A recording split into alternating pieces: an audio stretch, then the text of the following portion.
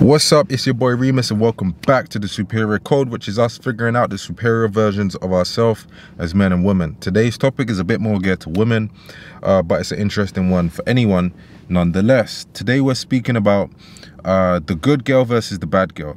And what I mean is the more chaste girl versus the hoe.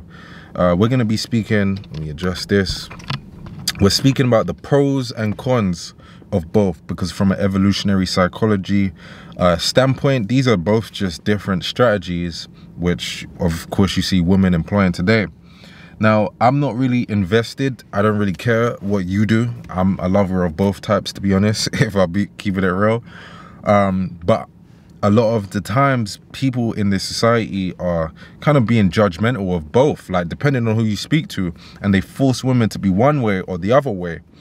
I'm saying you can choose to do whatever you want to do. However, I'm going to choose to tell you the truth behind what it is that you're choosing to do and the consequences that come with that, because there are pros and cons to being both the good girl and the hoe. So let's first define what it is when I say hoe or the bad girl, right?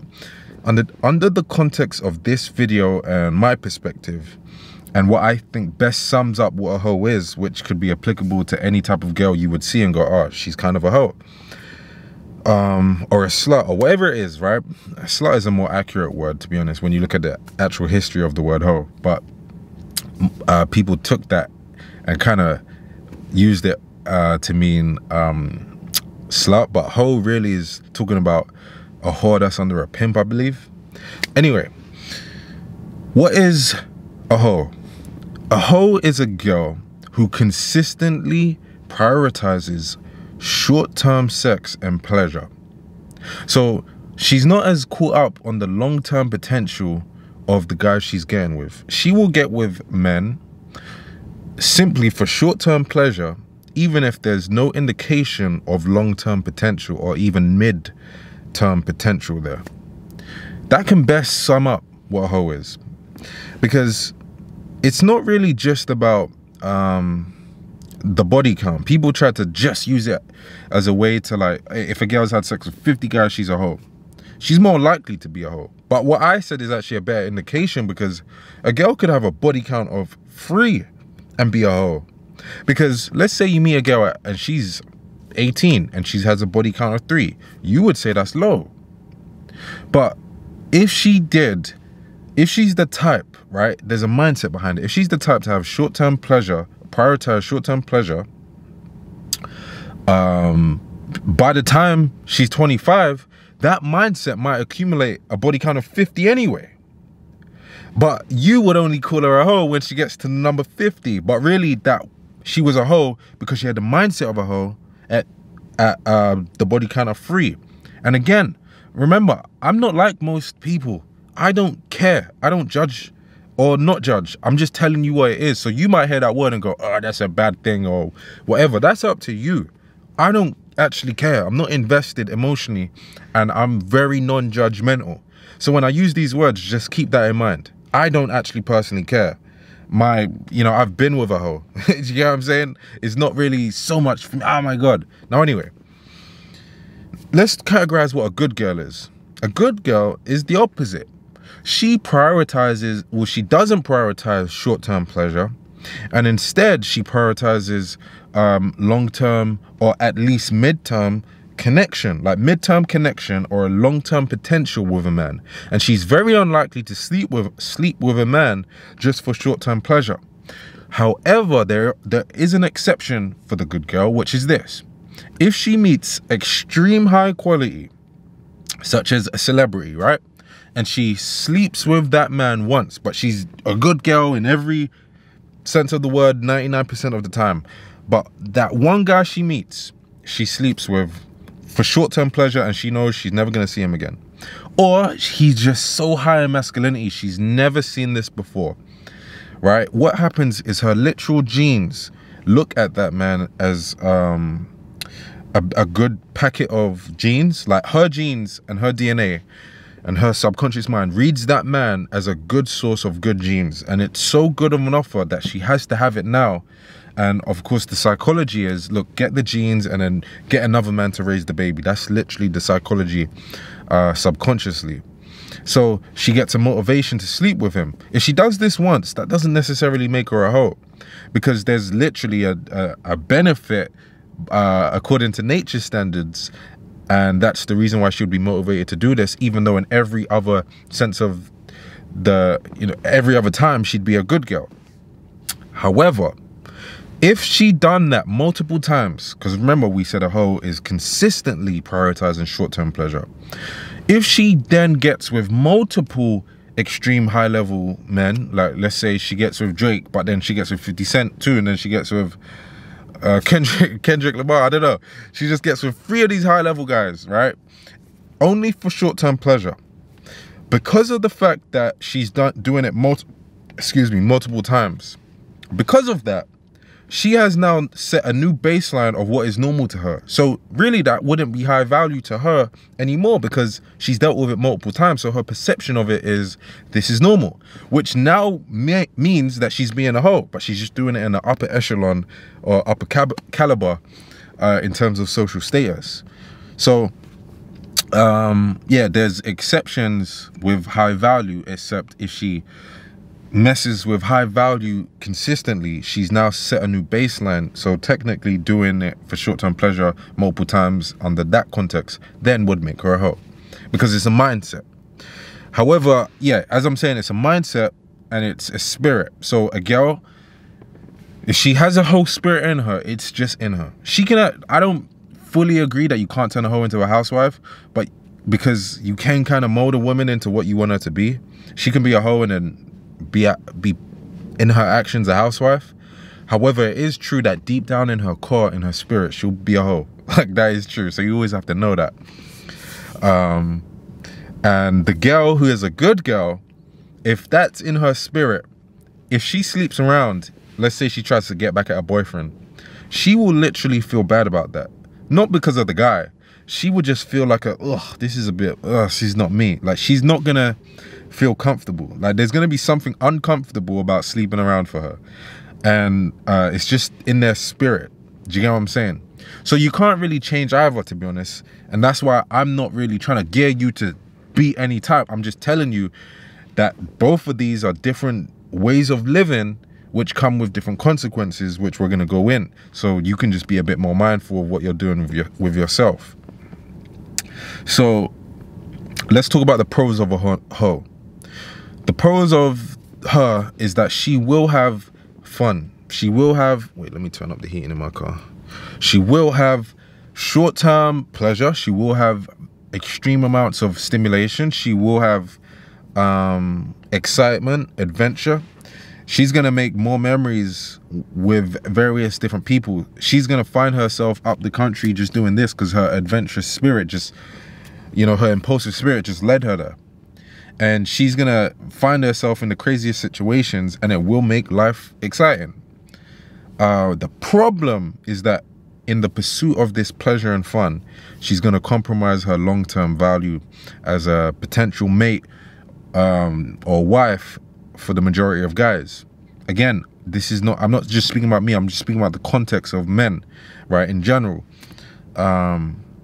Because they're not gonna deem her as wife material if she slept around, and there is some evidence to suggest that this makes sense, as psychological and social research says that, and has found that a woman with a higher body count will likely lead to a less successful marriage, because she has a higher chance of cheating, and the marriage is less likely to last. There's also that whole thing of, well, if you've had so many experiences with other men, you're always kind of conscious that there could be better, so you're less likely to be selective.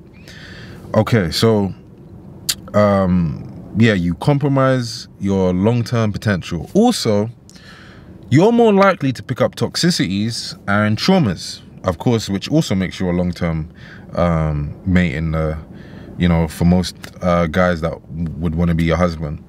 So just by the default of exposure to many guys, you've increased the likelihood that you're going to deal with sickos, men that aren't going to, conduct themselves properly with you. You're going to deal with men who don't really know what they're doing, to be honest. you're gonna more likely to catch feelings for a guy, but then he's gonna mess you up mentally. That is more likely to happen. And this is just logical. It's just a probability. If you're going around with more men, you increase the likelihood that those men are gonna do that, especially because a hoe doesn't prioritize high quality as much as the good girl, which leads us to the pros and cons of the good girl, which is, the pro is she will have less fun for sure. However, she has the potential, or higher potential, for a healthier, more fulfilling and stronger long-term quality relationship. That is her priority. So naturally it makes sense that she would get that more over the other sort of girl. But she is going to compromise a lot of fun, because this girl also is less likely to be out of the clubs and go with random people, or just go in a random guy's car and all of that stuff. She's less likely to do that because she's a bit more to herself. So she's a bit more to herself with her body and her energy. So she does compromise fun, and she does compromise emotional and energetic stimulation from a lot of sources. However, she will make herself better in long term as a quality wife. Yeah, she'll get higher quality relationships, but the catch is, in the time where she's not messing with all these different guys, she's supposed to be working on herself to be the perfect counterpart to the type of man that she wants. Because if she doesn't do that, then she still won't really attract him automatically. And she might as well have just been a hoe, because to be honest, she'll get the same quality as the hoe will get, but the hoe at least had some fun. So she should use that time to increase the quality of herself so that she can make sure that she gets that quality man. Okay, so the problem is, we're going to go to the problem with all of this, right? In terms of the environment or context we're in. I speak so much that my throat starts to get dry. But anyway, here's the problem. In the modern context, modern women are programmed to want to have both. So generally what will happen is, a woman will be, from the age of 18 to 25, she'll be in her hoe phase. Emotional stimulation, fucking with finding masculine energy. She'll find it through alphas, bad boys, all of this stuff. Men who potentially won't want to commit to her, but it will be fun in the process. Subconsciously, what her body's trying to do is get her good genes. She doesn't know that though. So she's just like, hey, I'm just going to use this to have fun. But by the time she hits 25, the female body believes, or is expecting, that she would have found her man by then and be impregnated by him. So what will happen now is, after 25, she'll start to get wrinkles. She'll start to look less pretty. That's because the body is basically giving her those looks, giving her that beauty, because the beauty was supposed to be there to attract a quality man. It wasn't there to just fuck with random guys. It wasn't there for that. But she, of course, doesn't use it for that. So now her looks start to go down. Her looks is basically the main thing that attracts men, because we'll talk about that in another video. I don't want to talk about it here, but it is what attracts the men. So as her looks go down, she starts to panic. And she says, okay, I'm done with fun. I'm done with the bad boys. This is literally what they'll say. I want something serious, something more secure. I'm mature now. That's how she justifies it in her mind. She justifies it as, hey, I'm just mature now. I'm over that. I'm grown now. Really, it's not that. It kind of is, because she is grown. But it's not that she's grown, that's why. It's literally because she's losing her potential to secure a man, because the primary source or tool that she uses is decreasing in its value. Her looks are going. So from 18 to 25, she'll be in a whole phase, one emotional and energetic and sexual stimulation. From 25 to 30, this starts to decrease. By 30, she's given the nice guys a choice. She's like, okay, I rejected you before for the man that didn't want me. Now, nice guys, where are you? I'm going to give you a chance. Nice, safe guys that I would have never messed with when I was 24. I've all of a sudden became mature. and that's the reason why I'm messing with you. No, it's not. It's because, right? It's because now she prioritizes security. Deep down, women don't want to be in their 30s and alone. And if they do, they quickly find out why they don't want that. So if your goal is to prioritize, in the end, like your long-term end goal is to find the right type of guy. Really, it makes sense. Like the right guy who's, to you, husband material. It would make sense from the age of 18 to start preparing yourself to be that person's counterpart so you can attract him and get that relationship. Because there's a reason why women struggle to get the type of guy they want after the age of 25 to 30. And we'll go into that in another video. There's literally science and, you know, stuff behind this, and also social context as well. But if you want to take the whole route, you can do that too. You will have a memorable time. However, you are just compromising the quality, the quantity of quality men that will want to invest in you in the future. That's just the truth. It is what it is. Women, sometimes you get this feeling of, oh, well, they're just insecure. Oh, well, they should let me be a hoe and then still get with me after. Really, it doesn't matter, because nature doesn't care what I or you think. Nature just makes it how it is. So, for example, that would be like a guy saying to you, oh, stop messing with bad boys. Just get with nice guys, because us nice guys, we want you. If a guy said that, even if I felt like a bit gross saying that, like I was like, ugh, nice guy, ugh. Fuck that. But if the nice guy, if he said that, you wouldn't listen to him, because you're like, no, I like what I like. So it's the same thing. If you try to tell men to want to be with you after your whole phase, you're really just forcing them to do something they don't want to do. And again, this is coming from someone who isn't, I don't really care about that stuff. My type is feminine. I don't, like, she's a hoe or she's virgin or whatever. I just care, be feminine. That's my #1 priority type. So again, for me, this is not so much of a, I'm not speaking for me, I'm speaking for you in regards to understanding how men are, and you saying, hey, well, they should just take me anyway. It's not gonna work. Like, you're not gonna change psychology just because you want that to happen. But again, some girls don't care about being like securing the high quality man, because to be honest, many women say, hey, I want to be independent anyway.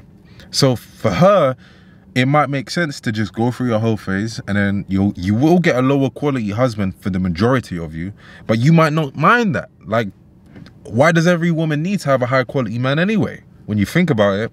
Because not every girl is going to have a high quality man, simply because there's not enough to go around. That's just what it is. There's not enough to go around, so most of you won't. And that's why for most of you, you're gonna have to pick. You're not gonna be able to be a hoe and then get the extremely great masculine man. You might be able to get a safe, secure man, but he's a bit beta. That's the problem.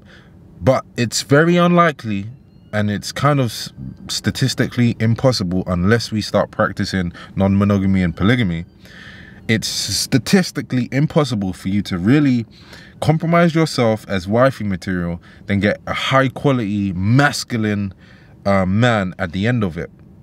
It can't work. It just doesn't work like that. Not every girl can get that. So again, the girl who is the good girl, who focused on getting her that type of guy from early, she's gonna secure him. It just makes sense, unless you get with him too. But most girls don't want to do that, or they're programmed to not want to do that, sorry. So really, you have to pick which type or which strategy you want to do. You want to pick which strategy you want to go for. Both come with cons, both come with pros, but it's up to you to pick which one you want. Many are gonna still say, hey, I want to get the best out of both worlds. Most of you are gonna fail in your pursuit of that. At least I've told you, right? But really, you're supposed to just pick one and then get the best of that strategy, and then just take the consequences which come with it. But I want to know what you think, so comment down below, let Reemus know. I'll see you in the next video. Peace.